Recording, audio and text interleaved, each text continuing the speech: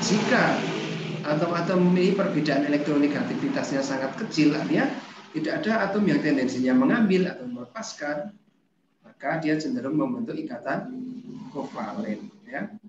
Misalnya elektronegativitasnya sama antara H dengan C, C 2,5, H 2,1, ya. Atau HCl, H 2,1, Cl 2,1. Oke, ini cenderung untuk membentuk ikatan kovalen. Kovalen itu bagaimana? Kita sebut sebagai sharing elektron. Jadi elektron dipakai bersama oleh dua. Sharing elektron. Contoh, hidrogen masing-masing punya satu elektron. Supaya stabil, dia perlu dua. Dia share aja. Dia punya satu elektron, dia punya satu elektron. Jadi dua. Dua ini bisa berputar ke sini, dan juga berputar ke sana, ya, orbital molekulnya. Nah, dipakai untuk bersama-sama. Dan masing-masing hidrogen sekarang di kuliah luarnya full elektronnya dua. Nah, karena semua elektron ini dipakai bersama-sama untuk berikatan, maka elektron pada ikatan kovalen tidak bisa bergerak bebas. Ya, dia kita sebut sebagai localized, mempunyainya lokal si atom tersebut. Oke. Oleh karena itu, karena tidak bisa bergerak elektronnya, ya, memang sudah terikat di situ dipakai untuk ikatan, jadinya sifatnya apa? Bersifat insulator umumnya. Ya. Material dengan ikatan kovalen ini umumnya bersifat insulator listrik maupun panas. Kalau ionik bagaimana kira-kira? Ikatan ionik tadi kira-kira insulator atau konduktor? Insulator. Konduktor. Insulator. Insulator. Kenapa? Kenapa konduktor? Kenapa insulator? Karena dalam kondisi tarik menarik sudah stabil juga tidak bisa kenapa tidak bisa sudah dalam keadaan saling mengikat Pak, tidak bisa lepas. Iya, elektronnya sangat terikat kuat kepada masing-masing atomnya, ya. Maka dia tidak bisa bergerak bebas. Ini dalam bentuk padatan, ya. Nah, akan tetapi uniknya ionik ini kalau dalam bentuk cairan, ternyata antara Na plus dan Cl- terpisah. Misalnya larutan garam, kita larutan ini dalam air, ya. Nah, ketika dia bentuknya larutan atau cairan, artinya NaCl yang meleleh, dia masih bisa menghantarkan listrik, ya, dan panas. Tapi yang menghantarkan bukan elektron, ya, ionnya tadi yang bergerak. Oke. Ya, kalau kovalen memang benar-benar insulator, kalau ionik jadinya di kondisi padatnya memang dia bersifat insulator. Tapi kalau dalam kondisi cair atau dalam kondisi larutan, dia bisa bersifat konduktor. Ya. Ya, terima kasih Mas Dandar atas masukan responnya, ya. Nah, agak berbeda dengan ionik. Ini kekuatan ikatan kovalen ini bervariasi dengan berapa banyak elektron yang digunakan untuk berikatan. Ya. Semakin banyak elektron yang digunakan untuk berikatan, maka semakin kuat. Ya. Semakin sedikit elektron yang digunakan untuk berikatan, makin lemah. Misalnya Cl2 ini yang dipakai untuk berikatan cuma antara dua atom Cl saja, ya. Ini ya. Nah, yang dipakai cuma ini. Maka dia cukup lemah. Energinya kira-kira 191 kJ per mol. Dia bisa meleleh di temperatur minus 100 kilo. Di sisi lain, diamond karbon. Berapa yang dipakai untuk berikatan? Semua elektronnya dipakai untuk berikatan. Di C, atasnya ada C, di sini C, sebelahnya C lagi, berikatan lagi dengan atom C yang lain dan sebagainya, membentuk sebuah network yang sangat banyak. Ya. Jadi hampir semua ikatannya, semua elektronnya dipakai untuk ikatan. Maka temperaturnya bisa untuk melelehkan diamond ini perlu 3.550 lebih dari 3.550 derajat Celcius. Kita belum tahu nih berapa ya. Eksperimen pokoknya di atas 3550 belum mencair. Ikatannya sangat kuat.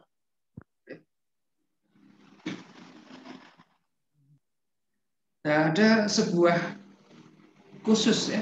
Tadi ikatan kovalen ada yang membentuk hanya molekul saja. Terbatasi L2, H2, H2O, N2, O2. Ada juga yang membentuk network seperti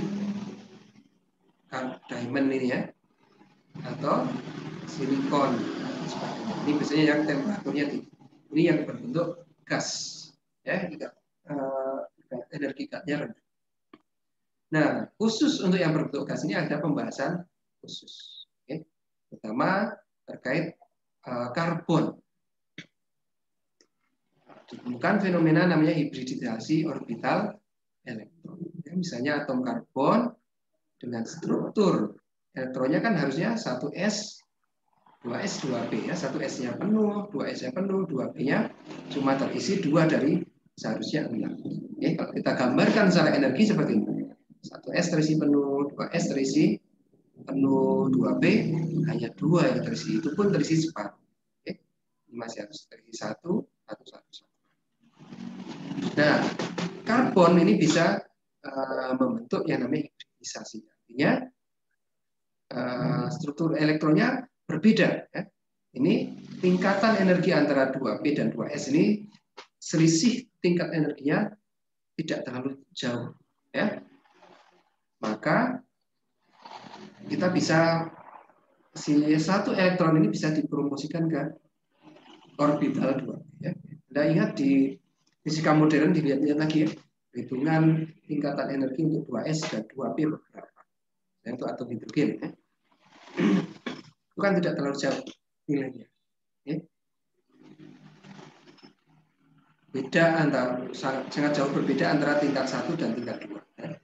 Tingkat 1 kan 13,6 eV, tingkat 2 separuhnya 6,7,2. 6,8 ya. Nah, ini semua tingkat 2 itu 6,8. Nah, mungkin yang 2S berapa, yang 2P berapa. Oke. Selisih antara 2S dan 2P ini sedikit. Karena itu satu elektron ini umumnya bisa naik turun dengan mudah hanya dengan memanfaatkan energi panas yang ada di lingkup. Oke. Sekarang kita mempunyai 4 orbital yang isinya separuh. Oke. Nah, ternyata 4 orbital yang simetris seperti ini jauh lebih stabil daripada ini. Ya. Di sini kita lihat elektronya ada yang terisi penuh, ada yang kosong sama sekali, ada yang terisi separuh. Ini tidak stabil. Oke. Akan lebih stabil kalau seragam. Ya. 4-4-nya terisi separuh, tidak ada yang kosong, tidak ada yang full. Oke. Dan ini tendensinya karena sama statusnya, maka dia antara orbital 2p dan 2s ini bergabung membentuk sebuah orbital yang namanya sp3. Orbital sp3, tingkatan energinya sama, kondisi elektronnya juga sama. Setengah penuh, setengah kosong. Oke. Nah, sekarang kita lihat kalau ada sebuah elektron, 4 elektron masing-masing bermuatan negatif. Ya, muatan negatif dan negatif akan bagaimana? Tolak menolak. Kira-kira kalau dalam ruang 3 dimensi ada 4 muatan negatif yang saling tolak menolak, ini kira-kira secara geometri berbentuknya seperti apa? Apakah 2 elektron di sisi sini, 2 elektron di sisi sana, atau 2 di sini, 1 di sini, 1 di sini, 1 di sana, 1 di sana? Oke. Nah, ini untuk meminimalkan gaya tolak menolak antar keempat elektron, maka elektron ini membentuk sebuah bangun ruang di mana elektron ini sejauh mungkin dari teman-temannya. Ya. Nah, sebuah bangun ruang dengan 4 titik atau 4 sudut, 4 titik yang dengan jarak paling jauh antara satu dengan lainnya adalah berbentuk tetrahedron. Okay. itu atom-atom yang tersusun atas karbon dengan hibridisasi sp3 umumnya berbentuk tetrahedron. Ya. Contohnya CH4,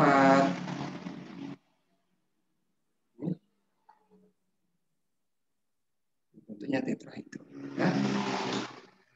H2O juga bentuk tetrahedron harusnya. Ya, masalahnya di sini tidak ada atomnya, tapi diisi oleh pasangan elektron. Ya. Dan segala semuanya. Oke, semua jenis yang berbentuk yang hibridisasi sp3 bentuknya tetrahedron. Ya. Silikon berbentuk tetrahedron, diamond tetrahedron. Nah, ini ada juga yang khusus, ada yang namanya sp2. Ya. Tadi sama, ada 3. Ini tidak stabil, maka 1 elektron berumur di sini. Ya. Nah, akan tetapi yang dihibrid hanya 2 dari P dan 1 dari S saja. Ya. Jadi orbital sp2. sp2 menyisahkan 1 orbital PZ. Ya. Di orbital sp2 ada 3 elektron. 3 elektron memiliki energi yang sama, artinya radius sama, jarak yang sama dari pusat inti atom. Bagaimana? 3 elektron untuk posisi sejauh mungkin dari satu sama lainnya. Oke. Maka bentuknya adalah segitiga. Ya. Molekul sp2 berbentuk segitiga. Menyisakan 1 elektron lagi di orbital PZ. Orbital P itu seperti apa? Fisika modern kemarin. Seperti ini ya. Nah, ini makanya kalau saya gambar 3 dimensi ini segitiganya. Ya. Di sini masih ada orbital PZ. Ini mungkin sp21, sp22, sp23. Ya. Nah, ini menjadi menarik di sini. Di ikatan kovalen sp2 ini ketika berikatan dengan atom karbon lain yang sp2, misalnya di sini ada karbon ya. sp2, sp2, sp2. Ini masih ada orbital PZ, ini ada orbital PZ. Ya. Ini atom karbon 1, ini atom karbon. Ya. sp2 dan sp2 ini sharing elektron, ini terbentuk ikatan. Ya.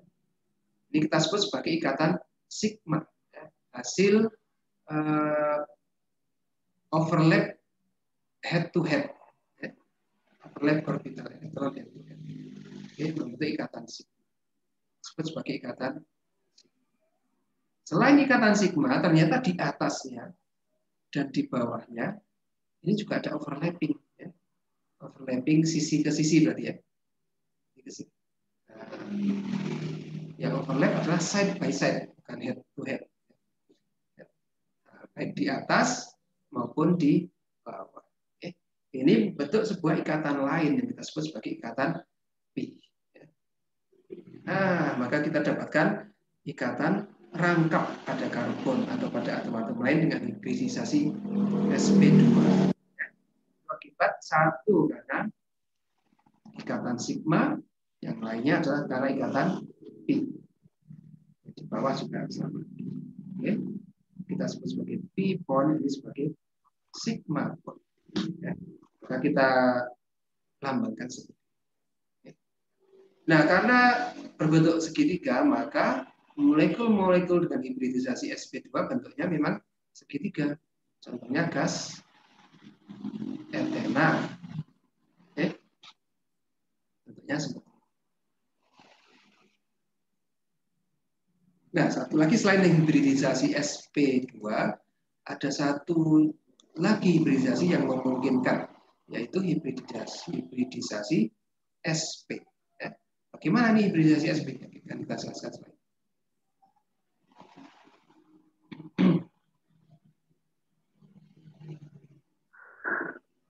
Oke. SP. Ini sama seperti ini ya. Kalau SP berarti yang dipakai hanya satu S dan satu P. Ya. Membentuk hibridisasi SP. Menyisakan PX dan MAPY dan PZ. Ya. Maka kalau ada 2 elektron, posisi terjauhnya adalah 180 derajat. Satu ke kiri, satu ke kanan. Ya. Supaya paling jauh satu sama lain. Maka saya misalnya ada sebuah atom C. Nah, ini sp di orbital sp, ini orbital sp ya. Nah, masih sisa ada p z di sini ya. Dan juga py misalnya di keluar bidang ke arah kita dan ke belakang layar. Kalau di sini ada atom karbon lain, ini sp-nya, maka antara dua atom ini terbentuk ikatan sigma. Kemudian ada ikatan P dari orbital PZ, dan ada ikatan P juga dari orbital PY di sini ya. Di belakang juga. Nah, ini ada overlapping di belakang sana. Oke, maka kita dapatkan sebuah ikatan awalnya sigma, overlapping dari PZ, overlapping dari PY.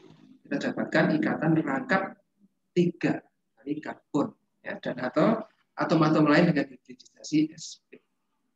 Misalnya gas asetilen kita gunakan untuk las ya. Ini ikatannya artinya sp. Dan bentuknya bagaimana? Linier, bentuknya lurus. Hibridisasi sp bentuknya lurus. Ini ya. Sp. Ikatan antara CO2 ini juga bentuknya lurus. Ini sp. Karbon atom C-nya terhibridisasi sp. Oke. Itu tentang ikatan kovalen. Ya. Ini bisa ya. Tadi kita sudah jelaskan kan bagaimana hibridisasi sp2 dan sp pada atom karbon menghasilkan ikatan rangkap 2 dan rangkap